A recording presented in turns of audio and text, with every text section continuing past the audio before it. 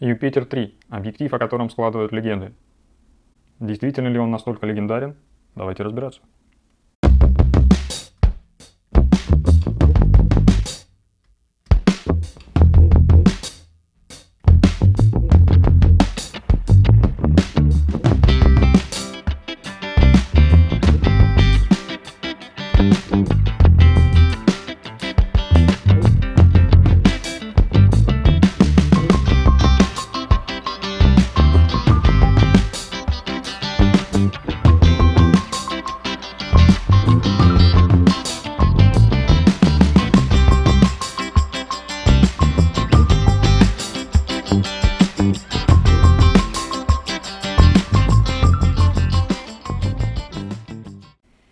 Давайте начнем с того, что объектив у меня 1957 года выпуска.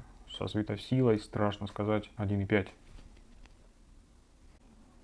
Не так давно я уже снимал обзор на объектив Юпитер 8, который меня по-хорошему поразил своей светосилой и умением размывать фон. И вот перед нами лежат два этих красавца, и сравните, насколько Юпитер 3 по своему, так сказать, относительному отверстию больше, чем Юпитер 8. Его светосила практически на 1 столб больше, чем у Юпитера 8. А это значит, что и отверстие в 2 раза, практически в 2 раза больше. Посмотрите, вы это легко видите. Здесь мы видим, что корпус практически такой же по размеру, но все свободное место, которое Юпитер занимала оправа, здесь занято стеклом. Ну и, конечно, надо признать, что внешний вид у такого объектива значительно интересней, что не говори. Такие объективы продаются на рынке достаточно недешево, в несколько раз дороже, чем Юпитер 8. В 2, в 3, а то и в 4 раза порой дороже. Мне удалось свой экземпляр выцепить достаточно недорого, ну, буквально, можно сказать, по цене Юпитера 8, может быть, чуть-чуть дороже. Но этот объектив не беспроблемный. Его передняя линза вся в микроцарапках, возможно, отчасти, которые влияют на изображение. Честно говоря, все экземпляры таких объективов довольно старые, практически все 50-х годов выпуска, и найти совсем такой уж в идеальном состоянии непросто. Практически все с механическими повреждениями, или линза вся исцарапана передняя, и стоят они при этом в 3-4 раза дороже Юпитера 8. Но стоит признать, что объектив интересен. Действительно, светосилу он дает потрясную. Казалось бы, всего 1 стоп, но в условиях, допустим, вечерней съемки 1 стоп это, допустим, ISO вы будете задирать не 3200, а 1600, что значительно приятней. Да и задний фон он размывает просто в хлам. Размазывает все, словно кашу по тарелке. Ну и размытие у него достаточно приятное и такое очень жирное, кремовое. Разумеется, у этого есть и обратная сторона. Потому что глубина резкости в этом случае получается, очень небольшая. Если снимать на близком расстоянии, то это всего сантиметры. И поймать фокус в таком режиме очень сложно, несмотря на все фокус-пикинги и другие помощники. Просто потому, что часть лица оказывается в фокусе, а вторая часть уже нет. Или часть какого-то объекта в фокусе, а вторая часть уже вываливается. Я уж молчу про то, что если снимать несколько объектов, то гарантированно один из них окажется не в фокусе. Или если снимать несколько человек, 100%, особенно если стоят они на разных дистанциях, то 100% они вывалятся, и кто-то будет не в фокусе. Поэтому получается, что в этой ситуации приходится зажимать диафрагму, и достаточно сильно, что, так сказать, сводит на нет все преимущества всей этой светосильной оптики. И скажу честно, Юпитер 8 почему-то меня зацепил гораздо больше, чем этот объектив. Возможно, сказался эффект неожиданности, я от него ничего особо не ждал, и он меня удивил. А от Юпитера 3 я, наоборот, ждал каких-то чудес, и они не произошли. Но, по сути, большого смысла переплачивать и гоняться именно за Юпитером 3 я не вижу. Разумеется, если вы его нашли где-то на антресолях, или вам с неба упало какое-то интересное предложение за копейки, то взять его, конечно, стоит. Специально гоняться за ними, покупать там за 7-8 тысяч рублей, на мой взгляд, оно того не стоит, и это не нужно. Все ваши потребности в художественной съемке легко покроет Юпитер 8 за копейки. Конечно, если вы ставите перед собой какие-то специфические задачи, получить какое-то зверское размытие или какую-то, ну, такую кремовую картинку, ну, наверное, может быть, в этой ситуации вам этот объектив и нужен. Но вы сами знаете, что он вам нужен, и сами ищете его. А так сказать, в общих целях на попробовать, ну, большого смысла в нем я не вижу. Также я не могу сказать, что как-то особенно меня поразила его картинка. Цвета и резкость мне показались более интересными даже на Юпитер 8. В принципе, и про Юпитер 3 я ничего плохого не скажу. Что прямо бросается в глаза из недостатков, это склонность Юпитера 3 к засветкам. Малейший лучик солнца, света, фонаря, фары, уж я там молчу про фары автомобилей, все это приводит к огромным радужным засветкам на весь экран. Местами это прикольно, местами нет. Тут зависит от ситуации. Конечно, по идее, ни для какой коммерческой съемки такой объектив не годится.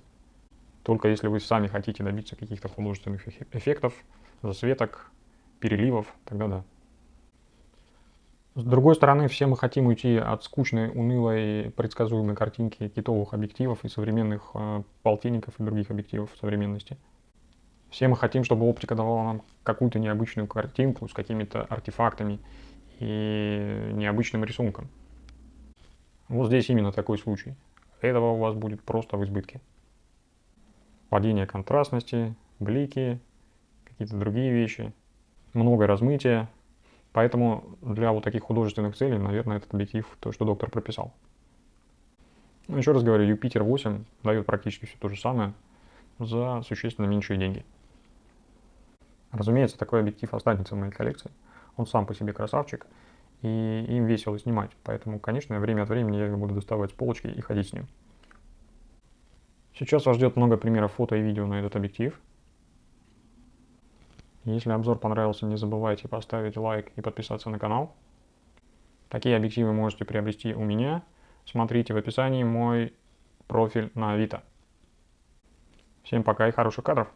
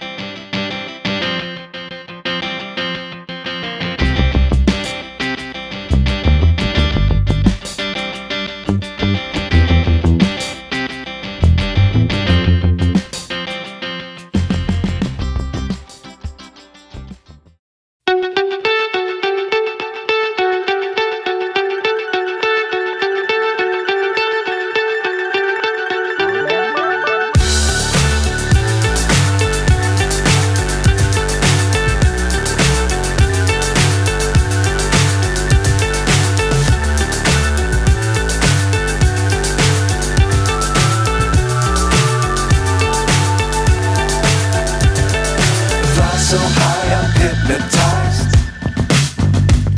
What's up is down, what's left is right. Chasing stars and holding you. I can't see the end, but we'll see it through.